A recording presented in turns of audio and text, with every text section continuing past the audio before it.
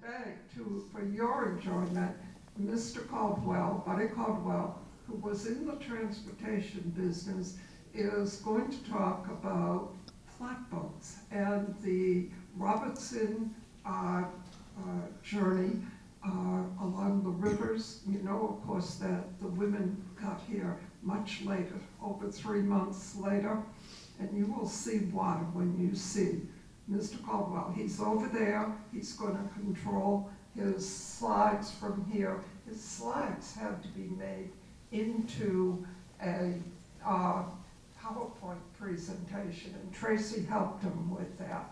So sit back and enjoy.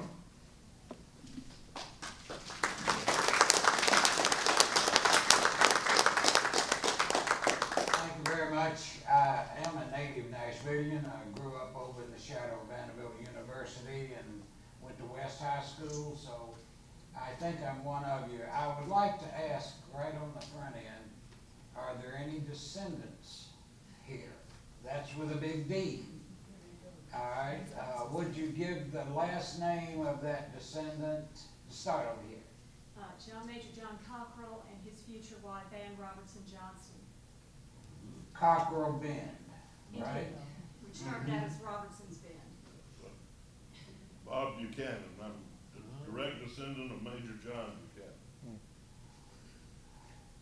Andrew Donelson Dunn, I'm a direct descendant of John Donelson. What generation? Well, you mean of the Donelson family? For example, we had John Donelson the ninth, who was about 11 years old. Colonel John Donelson is the father of of Captain John Donelson, who came down the riverboat. His father is my great-great-great-great-grandfather, and is Donelson. How many generations would that be? It's like 6 or 7. Yeah, I don't know. I can't keep track. 246 years ago, so we've been here ever since. So. Yeah, well, we're all thinking a few years ago, our emphasis is 1779. Yeah. And we've got to think 1779 through all this process today too. Other descendants? Anybody? I know Kay Baker Gaston went to Fort Nashborough, so she's going to be here in a few minutes. And she is another descendant. In Nashville society, if you're a descendant and you have the capital D, that's who we've been talking to out here. Descendants of John Donelson. And of course, James Robertson was the other major person here. John Donelson was born in Virginia. And do you know the county? No, I don't. Because I have run across, it's interesting in the history of this, I've run across 2 places, Stokes County and Franklin County. In John Guyder's book, I think he has some information on Yeah, well, where he was from. Yeah. Other books, this is an interesting thing about this. My grandfather was born 2 years after the Civil War. And when you get our age in here, you relate to things a little differently. You know, and I remember my grandfather. When he died in 1964, I was 13 years of age. And I remember my grandfather just as plainly as if it were yesterday. And then, so I looked at, you know, the history of families. It's, what's it called? You list of families. Ancestry. What? Family tree? Well, Ancestry. Genealogy.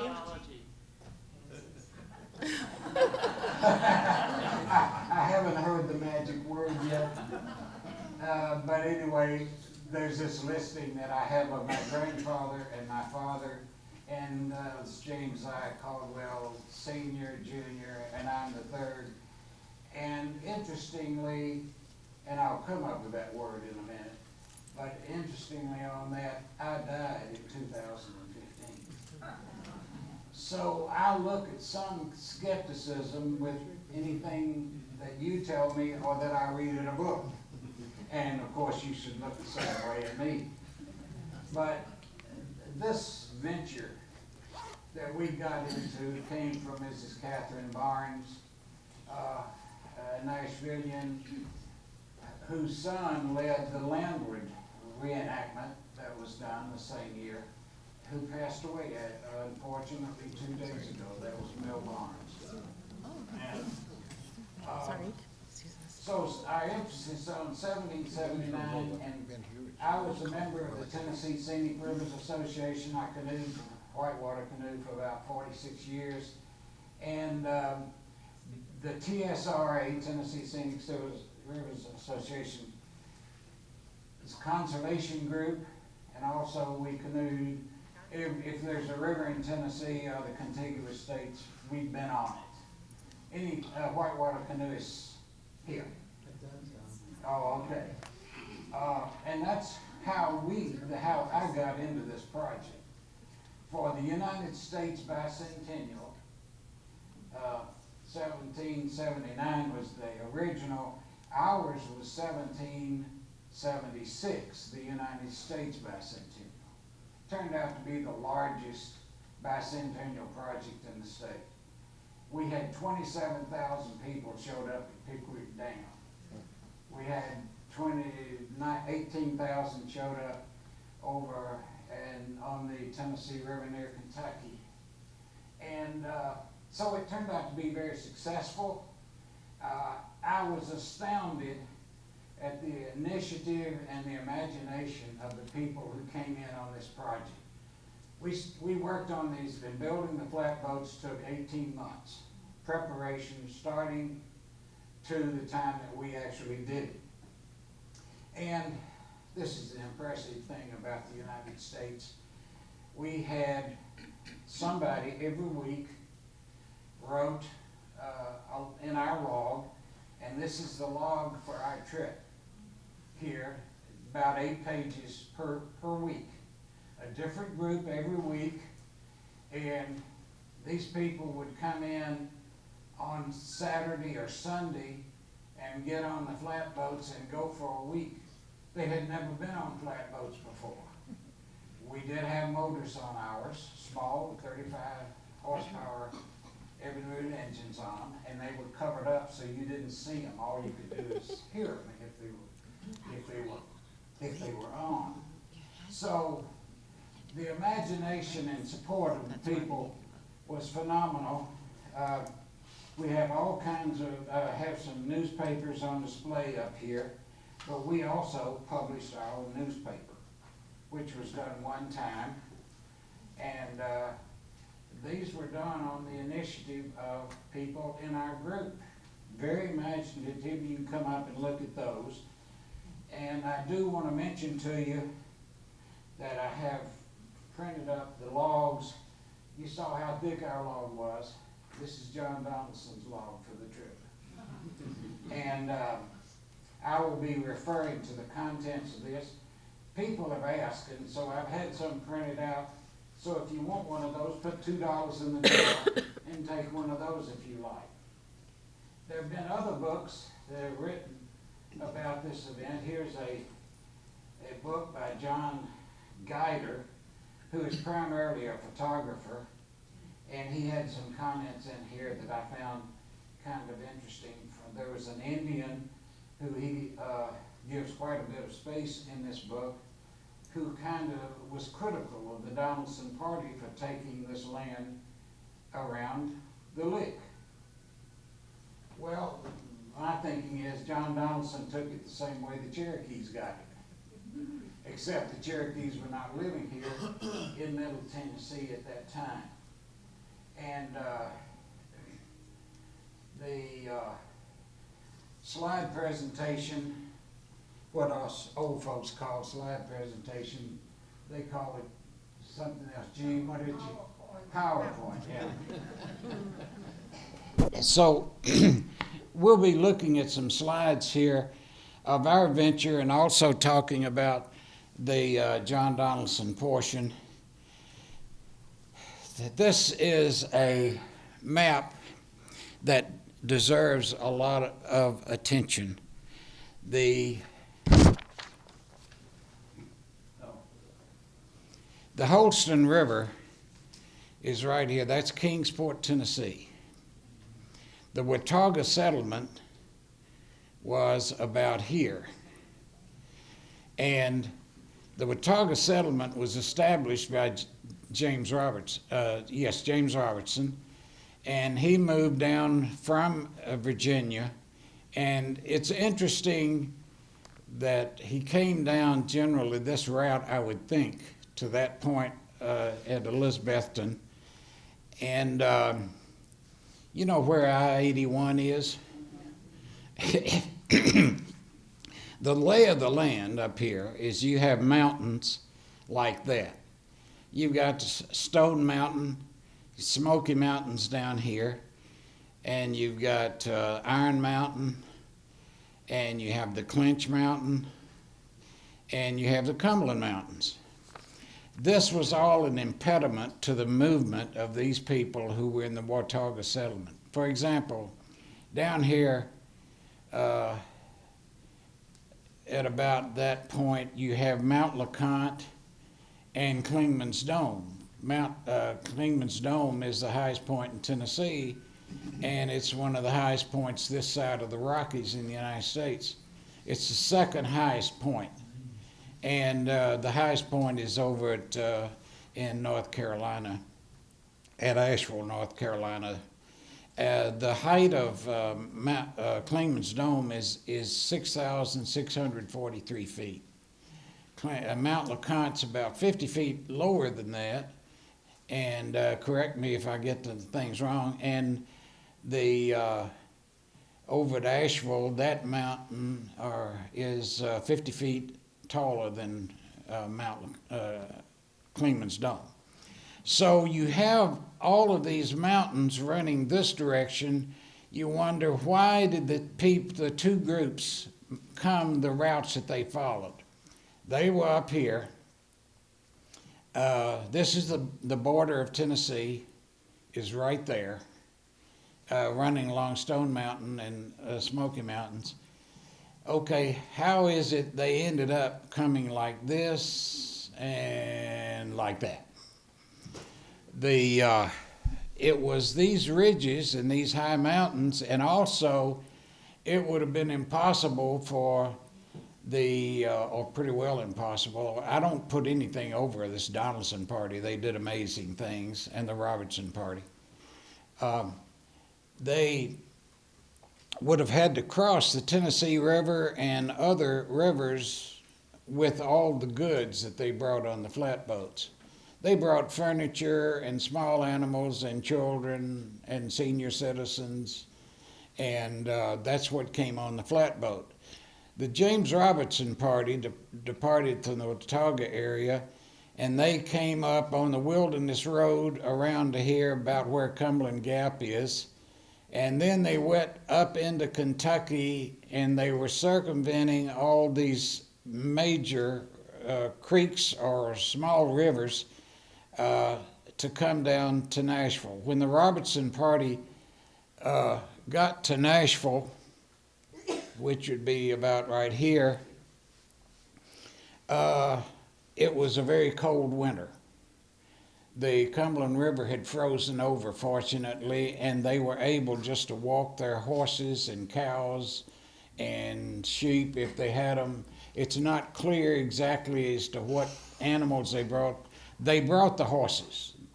To my knowledge, they did not bring horses on the flatboats. And so they went up into an area of Kentucky like this, and then came south to Nashville. The Cumberland River was frozen over, so they were able to walk across the Cumberland River to the bluff. We refer to this as the bluff where Fort Nashboro is downtown. The name of Nashville has had several names. They called it French Salt Lick. They called it the Salt Lick, the Big Salt Lick. They called it Nashboro, in Nashville. Now, the reason the name was changed from Burr to Ville is because Burr is an English suffix. We did not like the English people. We were fighting for our independence from those people at this very time, 1776. And so the name was changed to a French suffix of Nashville. The Donelson party, it was about roughly 250 people in each group. You had the men and the boys and the horses and the cows, the larger animals that could be driven. They came with the James Robertson party. And on the flatboats, we can discuss the things that they brought. They brought, of course, children, and I don't know the older people. John Donelson, for example, in our day, 62, when I was younger, 62 was an old person. Well, John Donelson was 61 years old when he left on this trip on the flatboats, and he was the head of it and did a remarkable job. James Robertson was 37, and John Donelson I do not understand his reason for leaving Virginia. He had 1,000 acres in Virginia, and yet he chose to come down here. And their destination was here, which is a relatively flat area, very attractive agriculturally. And also the Indians did not stay right in the Nashville area. They would go into there and use it as a hunting ground and then would pull back out, so the animals would go back there. The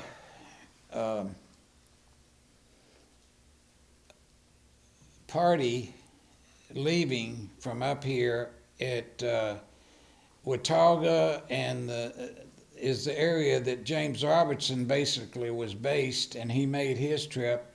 John Donelson, I think, was at a further north point up near the state line at Kingsport.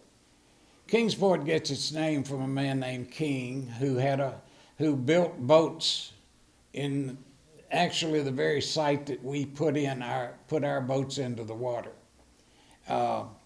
And there is a structure there now that we'll show in a few minutes. You have any questions at this point? Okay. The Donelson party left an area here outside of Kingsport, and for about 2 months, because of that cold winter, the same one that froze the Cumberland here in Nashville, at this point they were frozen in and could not proceed any further. Once they got to around February the 22nd, they were able to move, and it took them about a month to go to Knoxville, Tennessee, which is about right here. Amazingly, the Donelson party went from Knoxville, Tennessee, down to Chattanooga, down here to Alabama, the Muscle Shoals, up the Tennessee River here to the Ohio. It took them 18 days to go from there to there. Isn't that amazing? It's not imaginable that would be possible, because it took them a month to go here. That distance,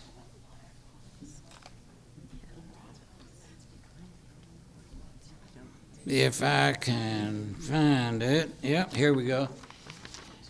The distance from Kingsport to Knoxville was 136 miles. From there to Knoxville. Knoxville is here at the confluence of the French Broad River, which comes up from this part of Tennessee, and the Holston River. The Holston River is actually 400 miles long. It goes up into Virginia. The distance, the full distance that the Donelson party went from here down, making the full loop, that's 1,006 miles, which is exactly the same distance we went in our flatboats. And it took John Donelson, amazingly, 9 weeks to make this trip. It took us 9 weeks to make our trip. And we did not know, we didn't think about it, I was not conscious of it when we did our trip, that we did it in exactly the same number of days that they did theirs. We started at Kingsport, and from his time at Kingsport, it was 9 weeks. And when the Donelson party got down to Muscle Shoals right here, it was prearranged that the James Robertson group, who already in Nashville, they arrived on Christmas Day of '79. They were thinking, from their knowledge of the lay of the land, it was 30 miles from here to Nashville. Well, they got down here and James Robertson didn't show up. So they went ahead and continued their trip and arrived here on at the end of the 9-week period. State of Tennessee is very interesting. The state is 150 miles tall here. It's 160 miles tall there. Here is Nashville. Here is Knoxville. I have thought all my life, when I traveled to Maryland or Virginia someplace, when I left Nashville and I was going to Knoxville, I was going north. It was a number of years that I figured out Knoxville is actually latitudinally, it's 18 miles south of Nashville. Did you know that? Well, it's interesting to think that if you drew a line on the northern part of the United States, up there on that western border that goes along north of Montana and so forth, that line is equal to Paris, France. Nashville, Tennessee is right on the latitudinal, you know what I'm trying to say, line to Casablanca. It's south of the Gibraltar. Not too far, but it is south. If you were to go from Nashville this way, you'd come out in the middle of Japan, over here. That's how this relates to the country. Now, Tennessee's border is 447 miles long. The southern border is 334 miles long. There's 111 miles difference in this. I pointed out 1,006 miles from there to here. But if you were to go as a crow flies from their point of origin here, it was 282 miles. So they had to travel 1,006 miles to make that distance.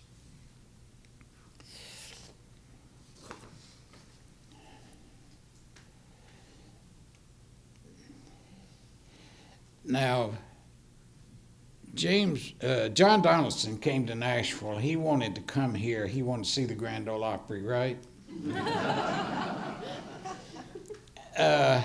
Well, the Grand Ole Opry didn't start until the Tennessee Barn Dance was 1925. The Grand Ole Opry name was a few years later. But we do have in Nashville a copy of this. And I'm sure that the Parthenon is why John Donelson wanted to come to Nashville. Am I not making points with y'all? I don't know. This building was built in 432 BC, so it had to be in Nashville, right? But I took this photograph here in 1958, and while I was in the Army, and that's what it looked like. And I am so proud of our city having the Parthenon as we do. There is not a straight line in that building. Hey, did you know that about our Parthenon here is the same way? And the condition of it this now is they're starting to fabricate blocks so they can put these fallen blocks back up on there. So when you see it, it's being changed. Now, our Parthenon is where the Athenians go to find out what their Parthenon looked like. I am very proud of that. I love this city. We're talking about the bad winter, the conditions that John Donelson and James Robertson had to go through to get here. And they were frozen in for 2 months at Kingsport, Tennessee. And it was not called Kingsport at that time, of course. But you're talking about cold weather. Can you imagine you've left your home with you're on these flatboats and you with a bunch of strangers, people that you get together with that you didn't know previously. Same thing happened to us when we had our 9 different groups every week on our trip. A lot of people didn't know each other. I would say about 20 to 40% of our people were descendants, as I was describing a while ago. But these people were frozen in for 2 months in the Kingsport area, and now there's a site there. The Netherlands Inn was built in the early 1800s, followed up Mr. King's Flatboat. We put in right in front of this building, and it's still there. It was built as an inn, and it's a historic site in the county. Yes? I always thought the fort was where Eastman Kodak used to be. Eastman Kodak was there. Yes. So it's Tennessee Eastman. Question? It's called Tennessee Eastman. I know, but I think the original fort was where the Fort Patrick Henry. Fort Patrick Henry was the fort that the Donelson party originated from. and it was where the Eastman plant is, right? It's called Tennessee Eastman, wasn't it? Tennessee Eastman plant. Yes, ma'am. Why did they start out at the wintertime? Why didn't they go springtime so they had the More summer? water. The summertime, you didn't have the water. You had water in the winter, and we faced the same problem. See, we had the same course. There are dams on the Holston now, and we started out in June, and the way we were able to do it, the Corps of Engineers had operated the dams on the Holston, and every day they would flush water through the dams, and wherever on the Holston we would have 5 feet of water to come up magically. And then we were able to move on, and we had a schedule, which fortunately on the Holston, see, this is a unique part of the thing because it's a free running stream. These other rivers, Tennessee, the Ohio, they're controlled by dams. And so I'll get into the dam picture here in a minute. But it was just the availability of water. Yes, sir. 2 real quick things. Number 1, is a bateau the same as a flatboat? And 2, why did they do this? Why did they go to Nashville? Was there a large piece of land Donelson had waiting for him, or what was the objective? Richard Henderson had negotiated a purchase of 20 million acres in Kentucky and Tennessee, although it was illegal because it conflicted with the proclamation line of 1763 that King George III had imposed as part of the resolution and settlement of the French and Indian Wars.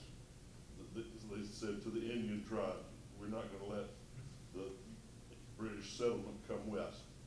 But Henderson negotiated with the Cherokee, and he had to seek permission from the colonial governments of Virginia and North Carolina to recognize his purchase, and neither of those states recognized it, but that took a few years to all work out.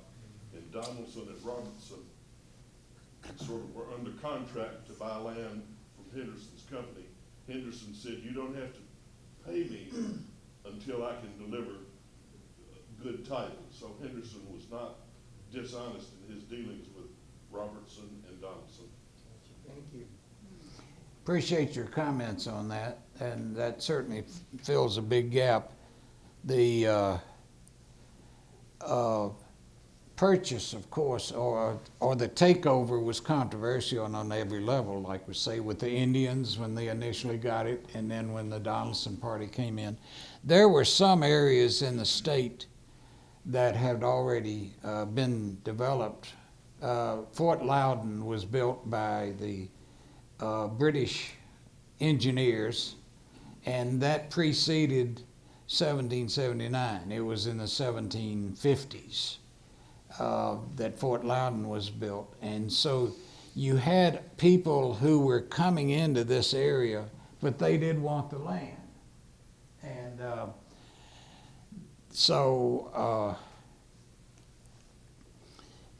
getting into our trip, we built 3 flatboats. The largest one was 27 feet long and 16 feet wide. We had to do this because they were built in Nashville at Rock Harbor Marina and had to be moved to Kingsport. So we had the 3 flatboats were made all by volunteers, and incidentally, it cost money for us to do this project. You had to pay $40 for room, board, and transportation for a week. And one of the people who did this was a 76-year-old man named Burl Ball, who worked for Ferris Lumber Company. We had the benefit of the support of a number of companies. We were given by, actually we had Evinrude engines. We were given 4 Evinrude engines by companies that sold those things for our project. And Ferris Lumber Company in Nashville contributed lumber to build the boats. One of their employees was this guy right here, Burl Ball, 76 years old. That's a 550-foot canoe made out of a tree. And it's, they call it a pirogue or call it a canoe, and it weighed 500 pounds, and Burl built it by himself. And this is a picture here of loading over there on the banks of the Holston River, getting that thing into the water. He hauled it over there on behind his car on a trailer, canoe trailer. This is one of the 2 smaller boats, measured 8 feet by 21 feet. We had 2 this size, and we had a capability that John Donelson didn't have. And you see what I'm talking about right there. Thanks for the Corps of Engineers of that area up there, lifting our boats in on this particular Saturday. And this is right on the edge of downtown Kingsport is when we got this together. You have a motley crew of about 30 people who are going to run these 3 boats. The confusion you would think would be astronomical, but it was amazing how these people worked together. And we had approximately 25 people a week to run these boats.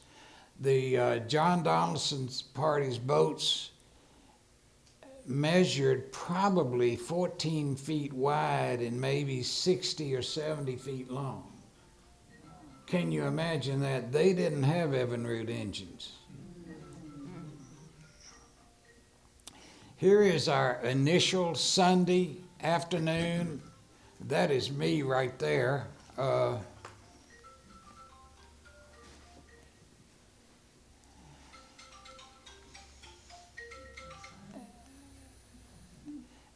We were on a dock that the community of Kingsport put together for us, and had our organizational meeting. We have 3 boats. We've got 25 people. Who gets on what boat? You know, you're talking about men, women, and we had children on there as young as 10. And so of course, families would stay together. And here you will see some good costumes here shortly. I'm in kind of a knit shirt and hanging pants. And Kay Gaston, did you get here? I'm here by you. Good to see you. All right, another descendant. Kay, what was your family? I'm descended from John Donelson through his daughter Mary, who married John Henry. And he died, about a week out on the first trip. But she and her children continued on. Don't you live on a farm that was from then? Can you Lived tell in us a little bit? We had 1792. quite a discussion before you got here, I think. But would you tell us about your farm? It was established in 1792 by the Woodards, but they were not on the Flatboat. 1792, and she lives on that property now. Still do. And My middle name, actually, I'm her grandson. say that again, please, ma'am. I'm her grandson. That's His Sam. middle name is Wooders. And both my daughters are here, Josephine. This is actually the initial departure from Kingsport. And you see that tiller, which is basically a tree in a fork. And this is how these boats were steered. We steered ours that way, and that's the way they did. And you could have a tiller on this is the rear tiller, and then there could be a tiller on the front as well, which would steer you more efficiently. John Schultz was the single person who went the entire 9 weeks. He is, interestingly, he had a physical disability, and he was the most active person in the whole group. But he was actually a professional guide, and that's a real beard, and the clothing that he wears is pretty authentic to some point. And this was John's dog, who made the entire trip. What was his physical disability? I do not know. Oh, okay. It was not extreme, but okay, this is the other end of the tiller. Standing on top of the boat, and he's guiding the bow of the boat is in front of us. And as I say, they were actual trees that were cut down and quite long, and we had flat boards that were on the end that would act as a rudder. Burl Ball and John Schultz in the dugout. Was there a particular type of wood that was used, like persimmon or something like that, for the straight pieces? I don't know. I wish Don Patterson was here. We were very fortunate. We had Don Patterson was a nautical engineer who lived in the Hermitage area of Nashville, happened to be out of a job for a while. And he was actually the forerunner and the backbone of the construction of these boats.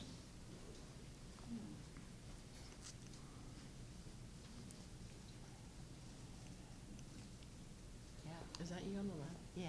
That's I'm on the left. Okay, this is Kay right here. We're going to get a better picture of Kay. These are a group of Nashvillians here. I know John Hardcastle. Is that name meaning something to some of y'all? All right, John, we'll see a clear picture of John. You see the tiller here on the left, there. which was operated from the top, and here's a tiller on the front, and also we had poles along the side. The boats weathered nicely. They also leaked. And very early in our first week on the Holston, somebody made mashed potatoes for breakfast, and we had a lot of mashed potatoes left over, and they were used to patch the leaks in the boats. Did it work?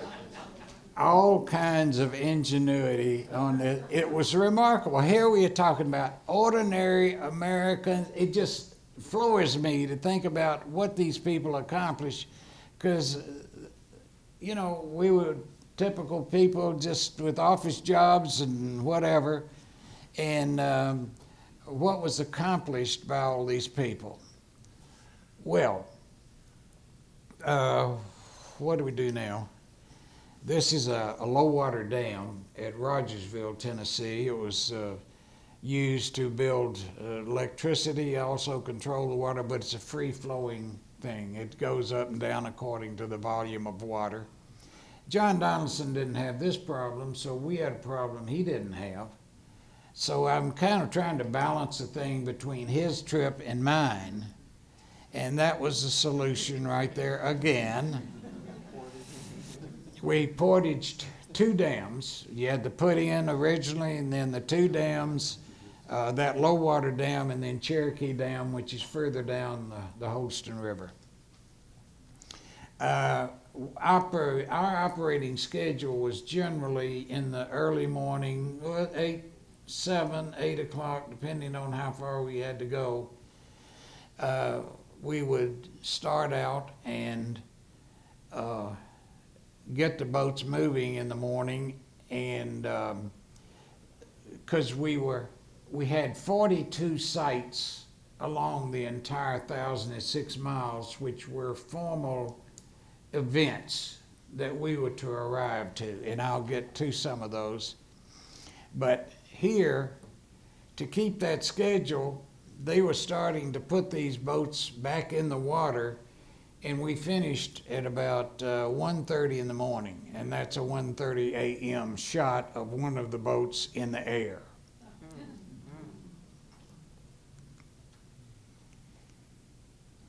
Excuse me, did y'all cook on these boats, or did you cook on the shore? Again, Did y'all cook on the boats, or did you cook on the shore? both.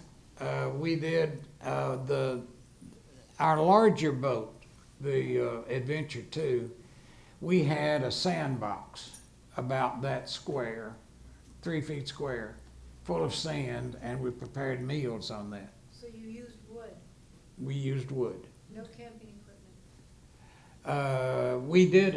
We had tents. There were bays under the seats inside the cab that we would put, I'm glad you mentioned this.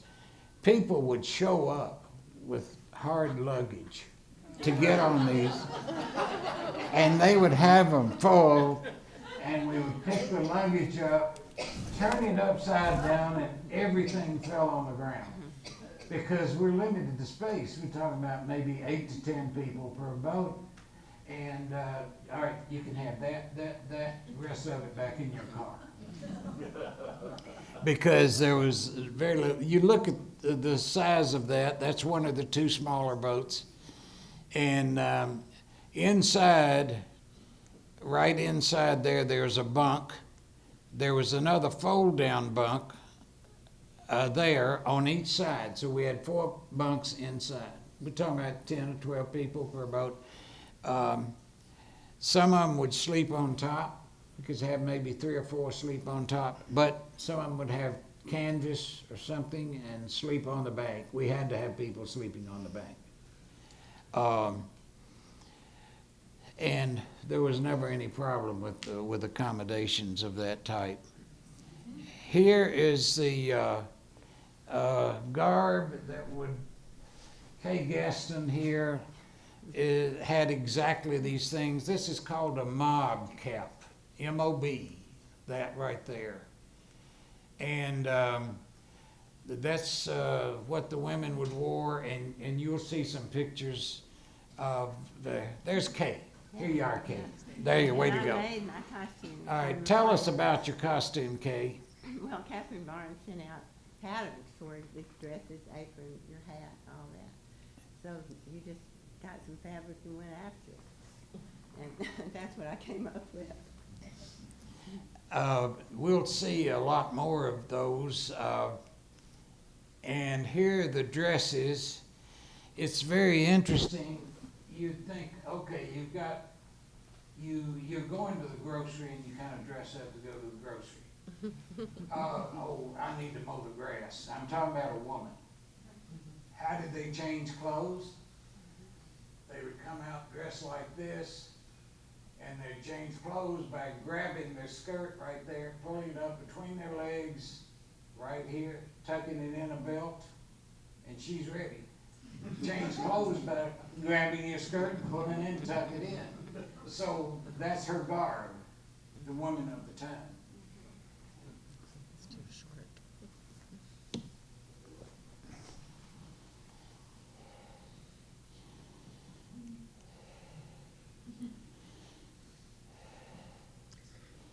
My 10-year-old daughter in the, I think it's Blount in Knoxville. That's Zanya. All right, here's a man's garb. That's what you call all weather, because these people would go out and they would have to have enough warmth in the wintertime to protect them in all conditions. You know, the long rifleman who would go out and stay. That's John Hardcastle in costume. Some of you say you know John. Is John still with us? No.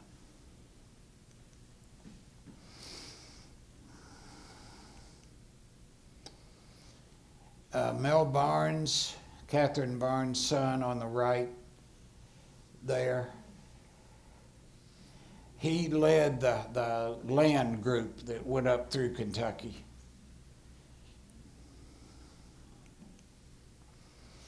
Were they on horses? Pardon? Were they on horses? Yeah, they took the land route, took the horses and the cows and the sheep, things that could be driven. You see pictures, drawings of horses on flatboats. I'm sure there were some that did, but I don't believe the John Donelson party took any horses.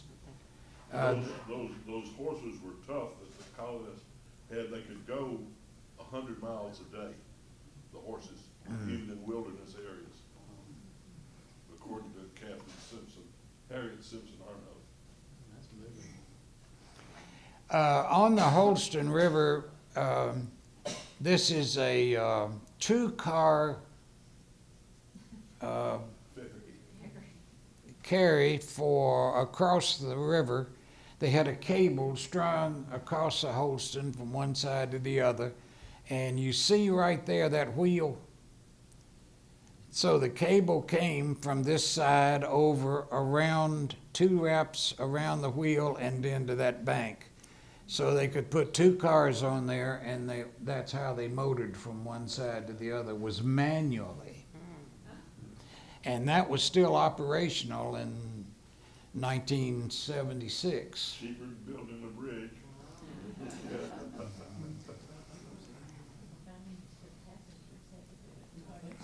They had to take the cable down for us to get by, which was not a problem. These people enjoyed this so much.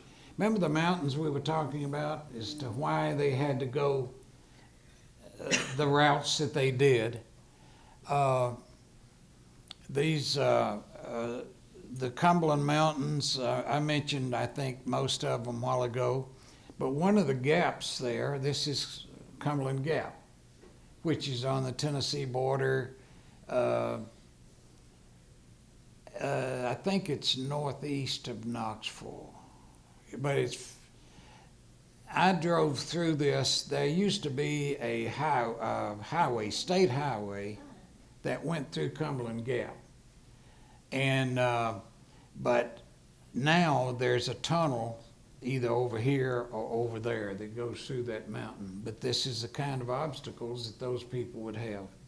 Cumberland Gap is right on the Tennessee, well, it's actually at the point where Tennessee, Kentucky, and Virginia come together.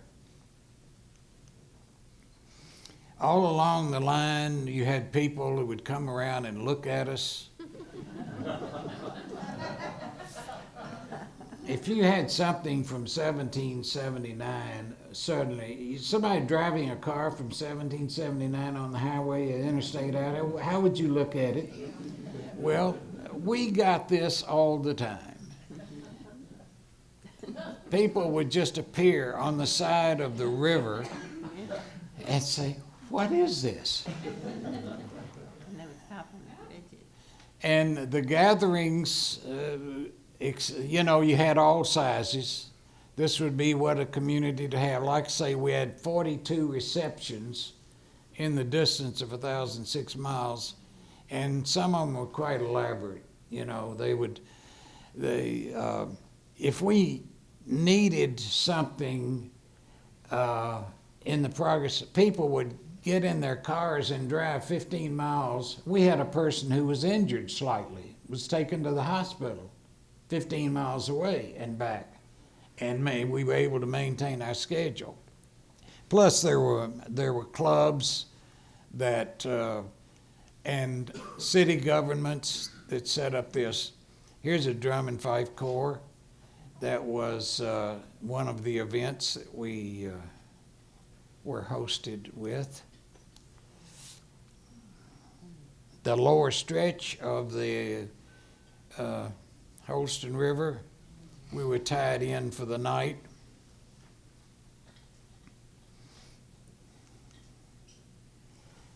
And that was our crew from the first week. The count is roughly 20 people. Okay, you're on there somewhere. Yeah, down front. I've got to tell you about that last picture. We pulled in, this was just before, you know, the Tennessee River begins in downtown Knoxville. Tennessee River is not as long as the Cumberland River. If you follow the Cumberland River, you can go all the way into Kentucky, and it goes under I-75 north of Knoxville, the Cumberland River does.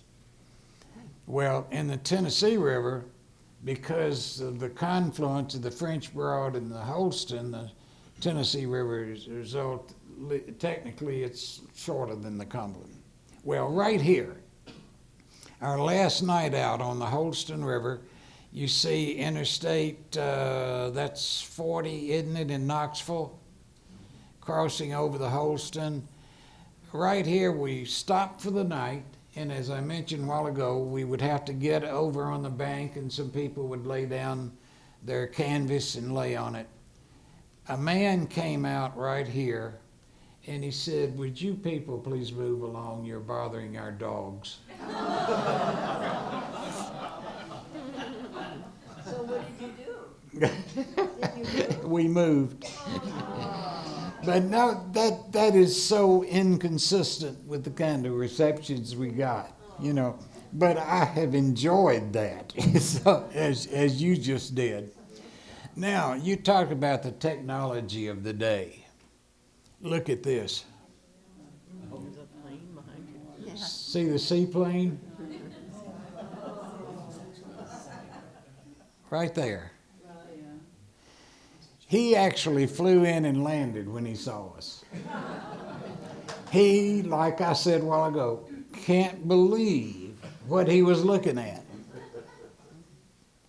But that's the entire week's crew right there.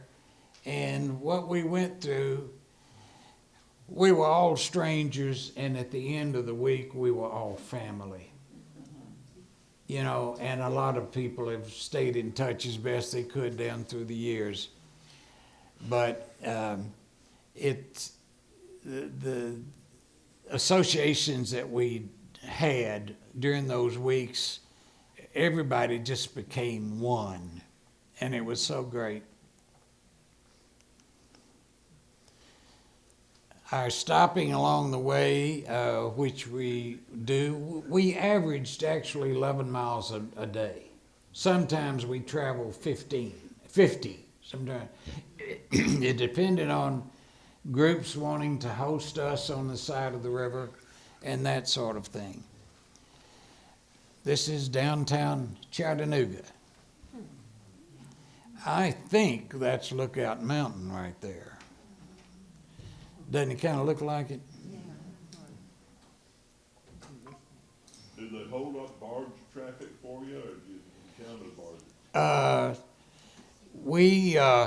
The barges knew about us. They slowed down and moved over. They did not stop.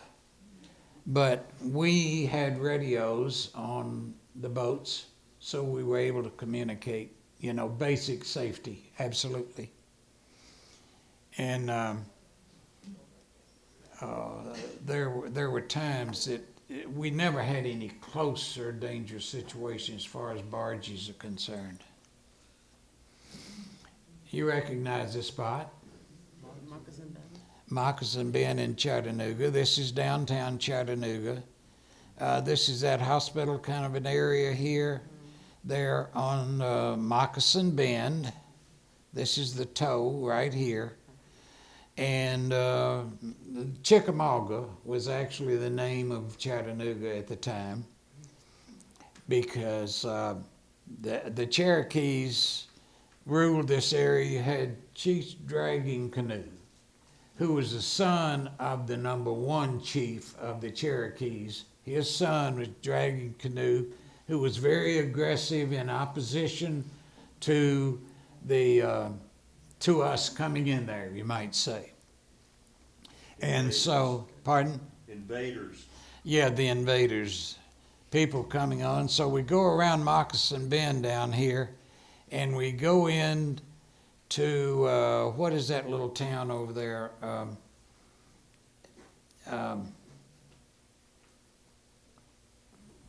I'll come to in a minute, but this Raccoon Mountain is right here. And that's an interesting situation. It's part of the TVA system. At nighttime, they pump water up to fill this lake in the top of Raccoon Mountain, and at nighttime, the water comes back down and generates electricity in the morning when there's a bigger demand. Very practical use of water, because they have excess electricity at nighttime, so they're able to fill it, and in the morning, the demand is there. So downstream of here is the Big Suck. There was Chattanooga's right up there. This is Williams Island. We're coming downstream. This is Raccoon Mountain, and going downstream. Right here, of course, this is dam now, backup water, and but at that time it was free flowing and a very dangerous spot. And Chief Dragging Canoe took advantage of this ground here, where they could rain arrows down on those flatboaters coming right through there. And the flatboaters were coming upon the Big Suck, which is a place where the water falls and it swirls on both sides.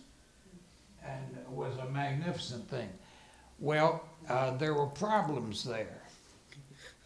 Mrs. Peyton had a baby right here at the Big Suck. And the boat, the Jennings boat that Mrs. Peyton was on, Mrs. Peyton's husband was with James Robertson, so he was not here. Going through the Big Suck, they had to get out of the boats, throw stuff out of the boat, and the Peyton baby went over in the blankets. Within 24 hours of the time it was born. The Indians they had rifles. It's interesting to hear if you get one of those logs, you can read the details of how Mrs. Jennings' dress was just shredded with shot from the Indians. She was never hit. Now, there were other people who were. And there were major, this is the same big cut there where the big suck is. I can't believe I can't think the name of that town. Hickson? Signal Mountain. Signal Mountain, no. Okay. No, it's right there inside of Chattanooga.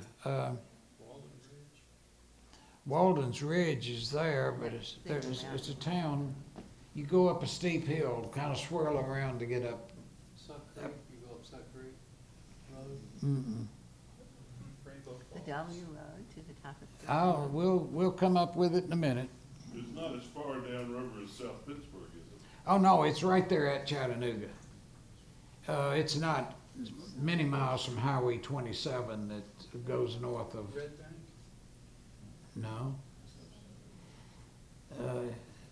Yeah. Okay, we were attacked by, our flatboats were attacked by Chief Dragging Canoe. There he is right there.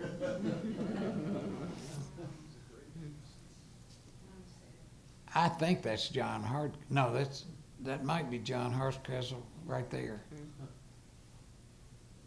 So there were a number of times that we were attacked by Indians. Now that's the larger boat, the Adventure 2. It had two motors on it, again concealed. Everybody you notice is in costume. The phrase was VA.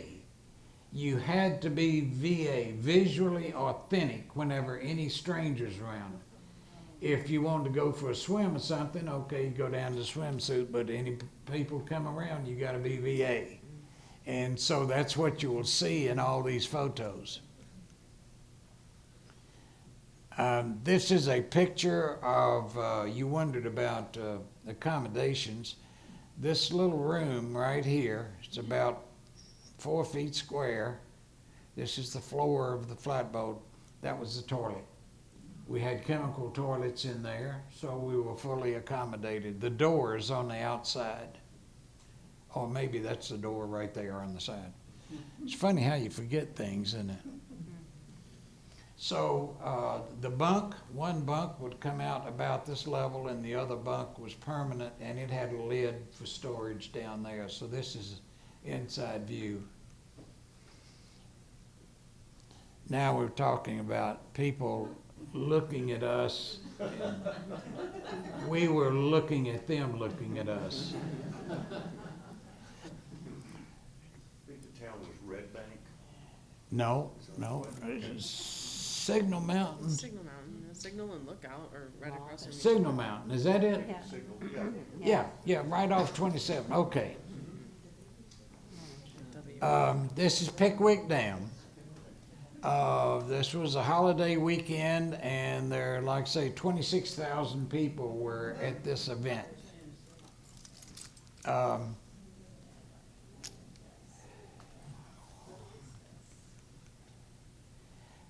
This house here is at Savannah, Tennessee. And the family that built this house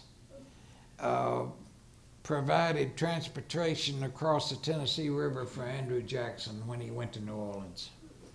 And that house is there. That's the family that did that. Of course, the scenery out there on the water is beautiful. We had one time we had a boat sink. There was a squall in Kentucky Lake, which is what this is, and the waves were so high they came over the back end of the boat, which was a little lower than the other three sides, over the motors. And the boat fortunately settled into water. It's only about 4 feet deep.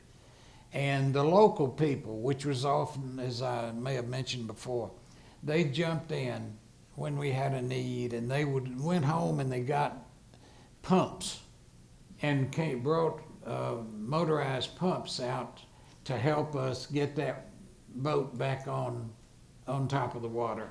But it was a storm that came up and caught this one boat, exposed the other two, were able to do it. Now, look at the core here.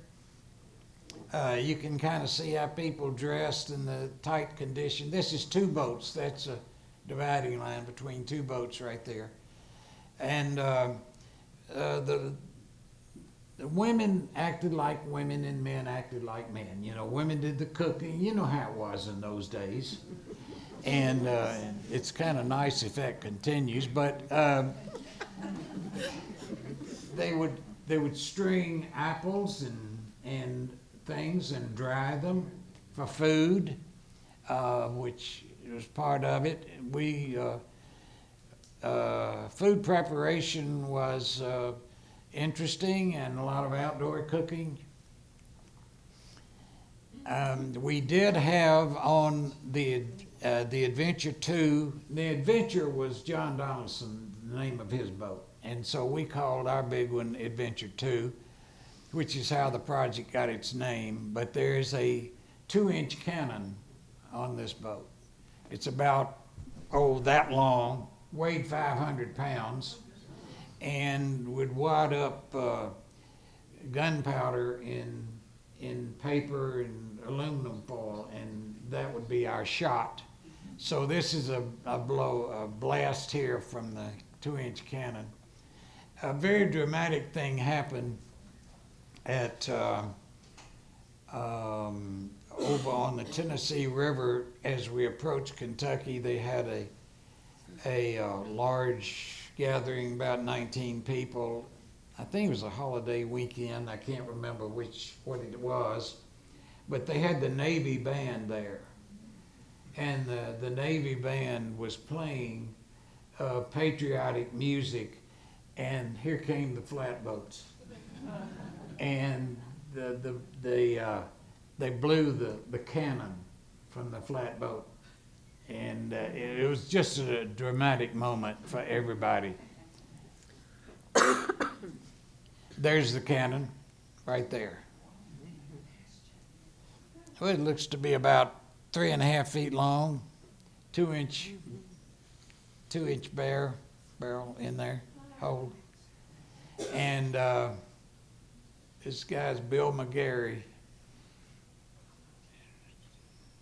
dressed to the hilt. We had Indian attacks.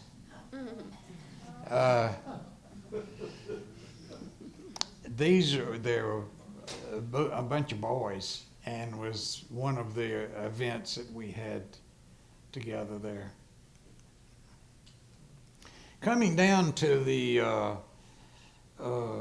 land between the lakes, you're familiar with that park. There's the road that goes through land between the lakes. The Tennessee River is here. The Cumberland River is on the other side of that bridge. There is a canal that was built between the Cumberland River and the Tennessee River, which is upstream. This is upstream of the Kentucky Dam on the Tennessee River.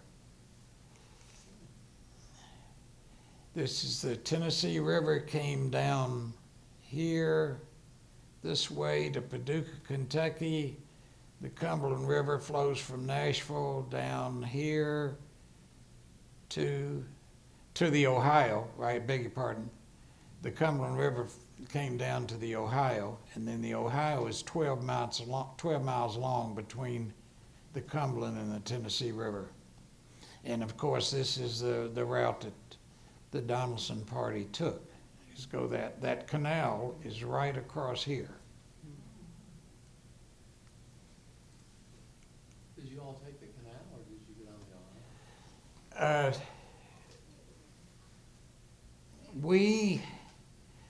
Because of a mechanical problem with the dam system, we took the canal and went down the Cumberland and came back up the Cumberland. But we did go to Paducah. This is the Kentucky Dam here on the Tennessee River, and that's the dam on the Cumberland. See how close they are right there? There's the canal. So the John Donelson party, they came down this way, 22 miles, 26 miles, 12 miles, and there they were, 1/4 mile from where they had been. The canal was not there at the time? No, canal was built later. Did they know that, the river was so close? Well, they couldn't find the. It's hard to know actually how much they did know. Those people traveled extensively. For example, when before the trip in the fall of '76, like say John Donelson, James Robertson arrived at Salt Lick on Christmas Day of 1779, and before they made that trip to French Lick, they took John Donelson, James Robertson went down to this point, and they even went to Illinois. It's amazing how these people got around. They would go as far as Illinois to get supplies and come back to the Salt Lick. As you can see, we had some beautiful scenery.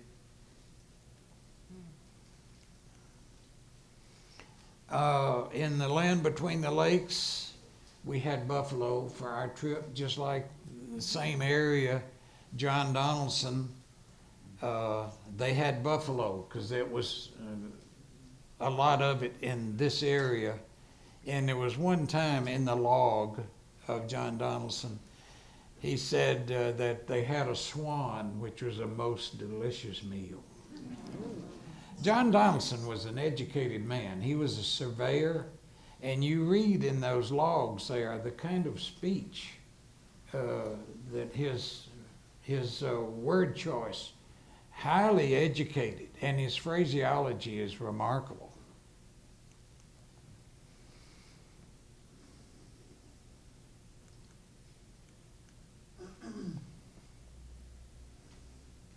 We had some bad weather, somewhat prepared for it. This is in the land between the lakes area. Totally in costume.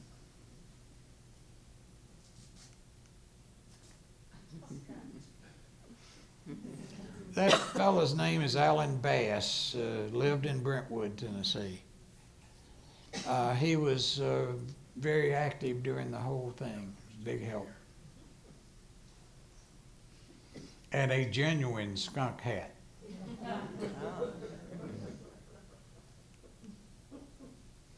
That was the entire crew for the one section. That's 1, 2, 3, 4, 5, 6, 7, 8, 9 people. Very, very challenging. There were a lot of people who told me later, oh, I wish I'd known about that. I would have gotten on that. But we did have people who would join us on these. You know, they found out about it, and 2 or 3 days later they'd appear and want to participate. There's the barge we were talking about a while ago.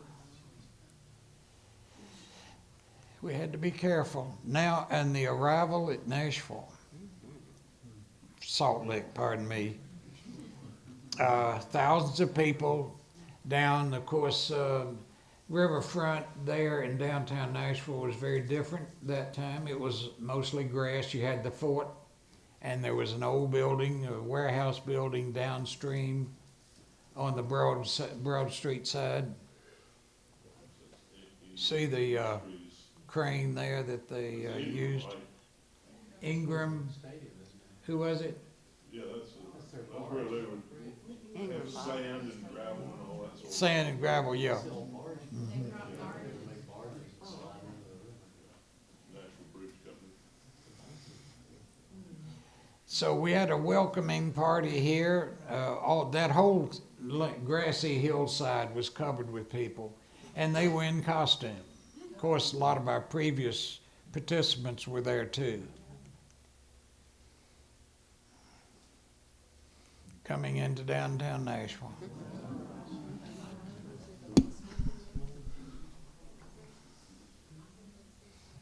Looks like a lot of the participants, the observers were dressed up too.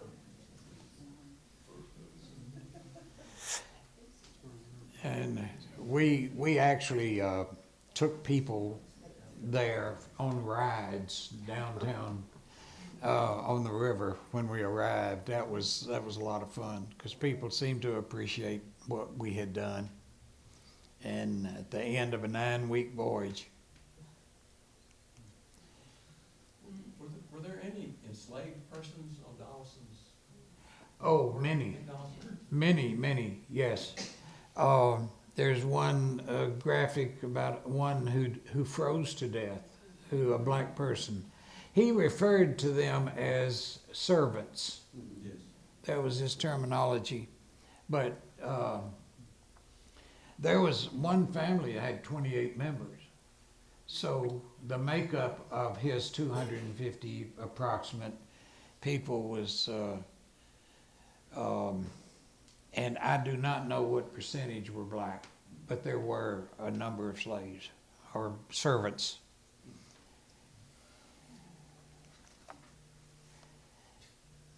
So we got a warm welcome and moved into Fort Nashville. And at 4 o'clock in the afternoon, we basically closed off Fort Nashville and had a meeting inside the building. And this is Alan Bass. No, that's Mel Barnes on the left. I don't know who the other one was. They were acting like James Robertson and John Donelson, greeting each other. And this is, beg your pardon, it's Catherine Barnes right there. And this is her son. So we moved into, there's that frame of that warehouse building that was down there, if you remember. It looks like they were maybe tearing it down when we were doing this. But we went inside, and John Hardcastle, it was a very religious meeting that we had here, John Hardcastle right there. And we had a couple here who had married a week before this event, and they were on the flatboats and came in, and we had a reenactment of their marriage because there was a male who came with James Robertson, and his bride-to-be was on the flatboats, and so when they arrived, they got married that day. So we reenacted the wedding.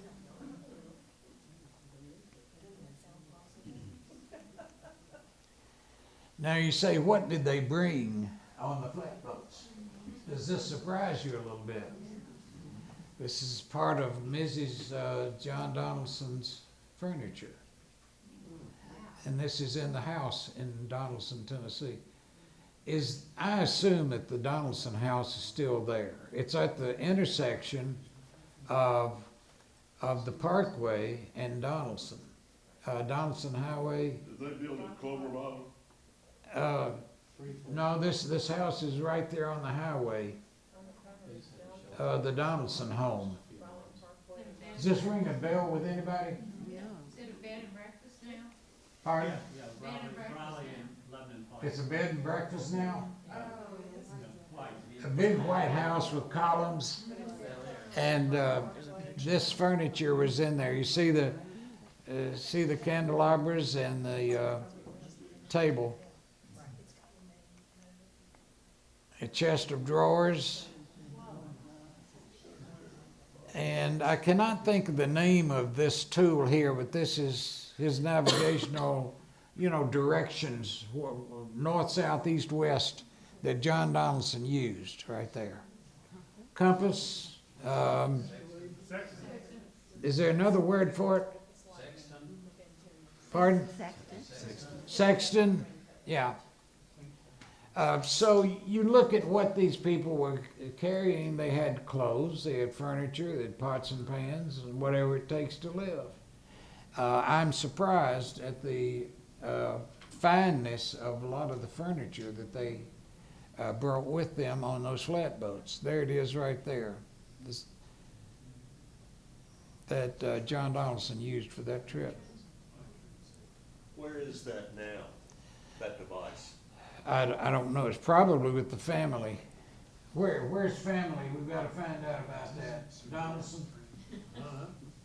Investigate You that. don't have it. Investigate that and report back. Back at the State Museum. Now, quite an industry grew out of flatboating. This is a keel boat. You know, it comes down to a point underneath so that you have more of a sense of direction, like a modern ship would. They have a keel under there, it gives you a sense of direction. And these are propelled by men. They would put the pole in the bottom of the ground and propel it forward.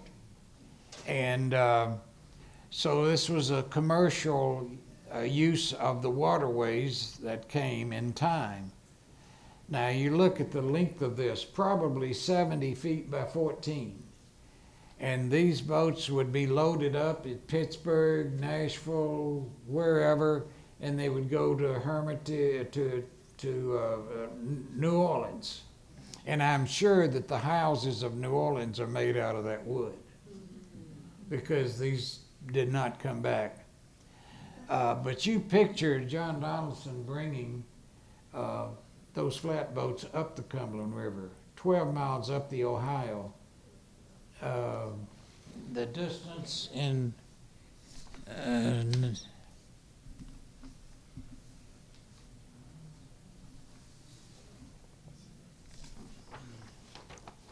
the distance they came up the Cumberland, I don't find it right offhand.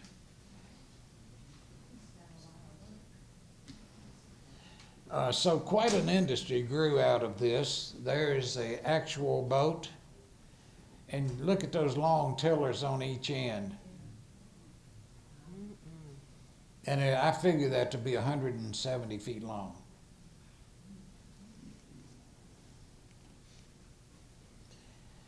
And so that's what it looked like when they got there.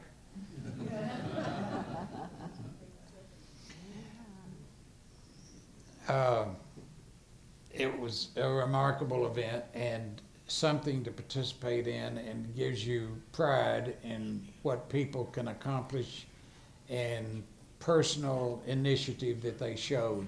You feel free to look around up front and see the things on the table. If you'd like to have one of those John Donelson logs, feel free to do so. Thank you so much, ma'am.